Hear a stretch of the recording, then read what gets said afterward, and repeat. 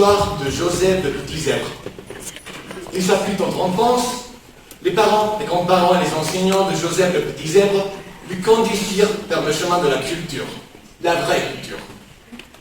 Joseph le Petit Zèbre comprit le commandement et sans le remettre en question, il commença à décorer son pélage avec une variété d'informations concernant la géographie, l'histoire, la littérature et même la philosophie. Culture bourgeoise.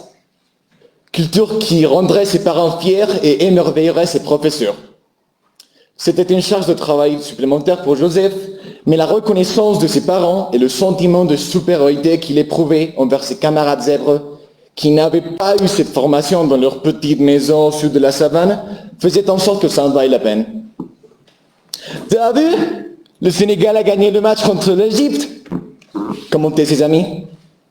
Ah ouais, mais tu sais que la capitale du Sénégal est Dakar, et que Le Caire, la capitale de l'Égypte, a été fondée en 116 après Jésus-Christ, année au cours de laquelle l'Empire romain a atteint son expansion maximale à l'Est. Non, Pépé.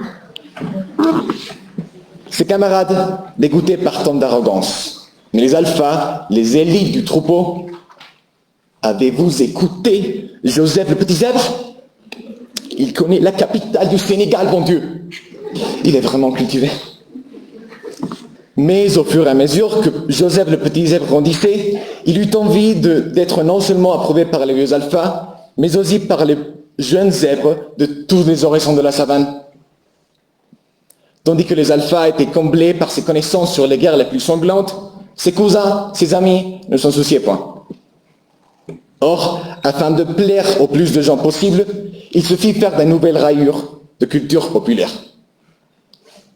Il apprit par cœur les chansons de Bad Bunny, de Kanye West et de Stromae. Il fit un marathon de films de Marvel et commença à poster sa vie sur Instagram. Et effectivement, ces rayures furent utiles pour plaire aux jeunes et aux plus humbles du troupeau.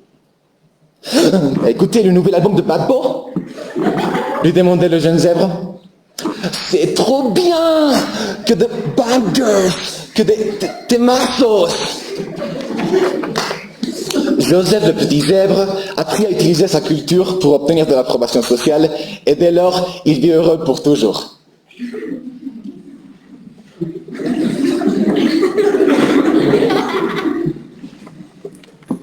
Que pensez-vous de Joseph le Petit Zèbre? Est-il vraiment cultivé? Non, pas du tout. Cependant, est-ce que les amis de ses parents diront « Regarde ce muchachito tan culto, ala !» Sûrement. Joseph n'est qu'un cheval à rayures peintes qui utilise la culture seulement pour exposer, pour prétendre, pour afficher. Ce qu'il considère comme culture n'est qu'une médiocre compilation de données aléatoires.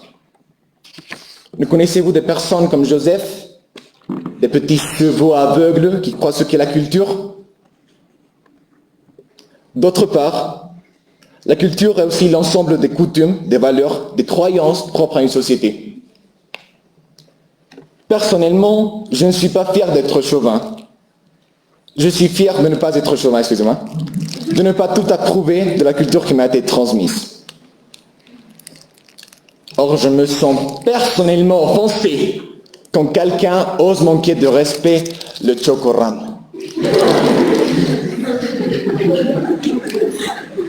Je pourrais rédiger une dissertation de 20 pages sur pourquoi le chocoramo devrait être déclaré comme patrimoine culturel de la Colombie. Je me vante de ne pas être chauvin, mais il est impossible de nier complètement ma culture, même si je ne suis pas fier d'elle tout le temps.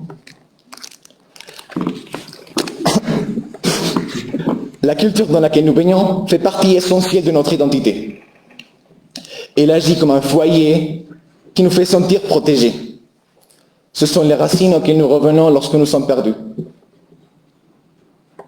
Il est inévitable que nous cherchions à préserver et même à répandre notre culture, soit en forme de Chinatown à San Francisco, soit en forme de boutiques qui vendent du chocoramo et du guaro aux Pays-Bas, soit en forme du réseau d'éducation internationale le plus grand au monde. Veiller à la préservation de sa propre culture est un instinct presque primitif. Vu d'une autre manière, les cultures dont nous sommes issus sont comme les œillères d'un cheval.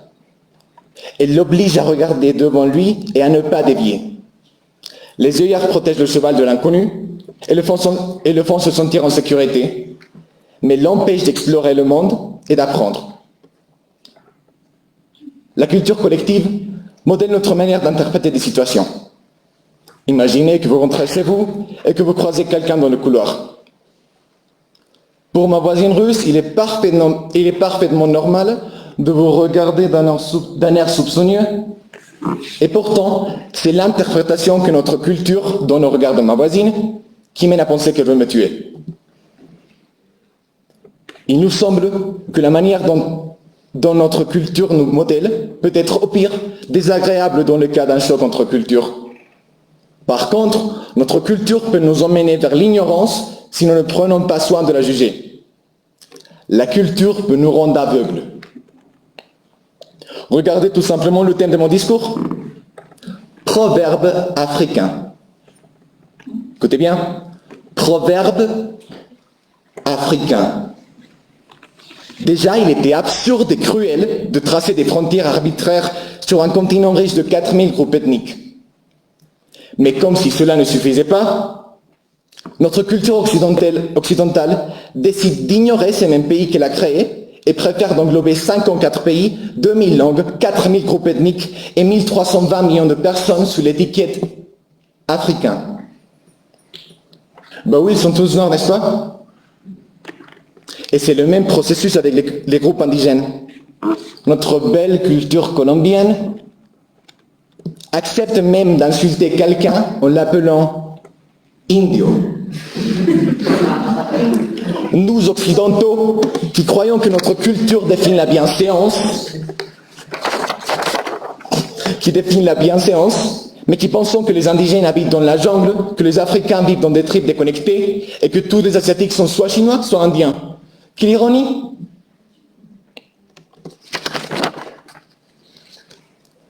Ce que je veux que vous compreniez est que la culture est bien plus qu'un outil social.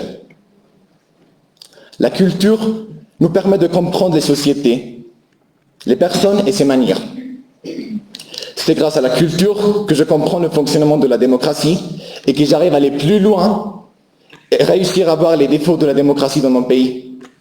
C'est grâce à la culture que je comprends les origines des problèmes sociaux et politiques dans mon pays. C'est cette collection de connaissances qui enrichit notre rapport au monde, qui nous modèle à être des meilleurs membres de la société.